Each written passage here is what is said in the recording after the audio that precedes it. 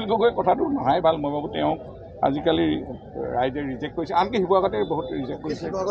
এতিয়া ৰিজেক্ট হৈছে আৰু কৈছে কাৰণ পঞ্চায়ত নিৰ্বাচনতে গম পালে তেওঁ একেবাৰে ধাৰাসাৰী হৈ গ'ল সেইটোৱে প্ৰমাণ পায় জনসাধাৰণ তেওঁৰ লগত নাই গতিকে অখিল গগৈ অবিহনে ইয়াতে বহুত নেতা আছে বা বহুত শিৱসাগৰ জিলাখন বা সমষ্টিটো চলাব পৰা যোগ্য ব্যক্তি আছে গতিকে সেইখিনি এইবাৰ ৰাইজে বিবেচনা কৰিব দ্বিতীয়বাৰ অখিল শিৱসাগৰত নাহিব নেকি নাই এইটোতো 100% আমি পঞ্চায়ত ইলেকশ্যনতে মেছেজটো পাই গ'লোঁ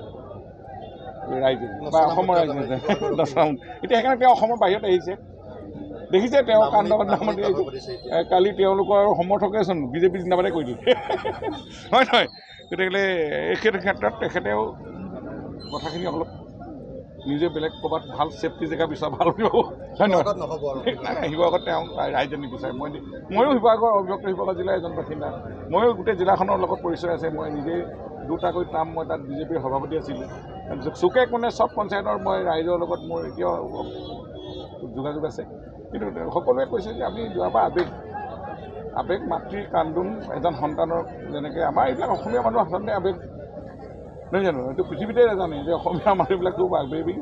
আৰু খুব মৰমীয়াল ধন্যবাদ নাই সেইকাৰণে তেওঁ ভাবিছে ক'ৰবাত মই ভাবোঁ যে অহাবাৰ ক'ৰবাত সংখ্যালঘু চিট এটাই ল'বগৈ নেকি ক'ৰবাত গৈ তেনেকুৱা ধৰণৰ এটা ইংগিত দেখিছোঁ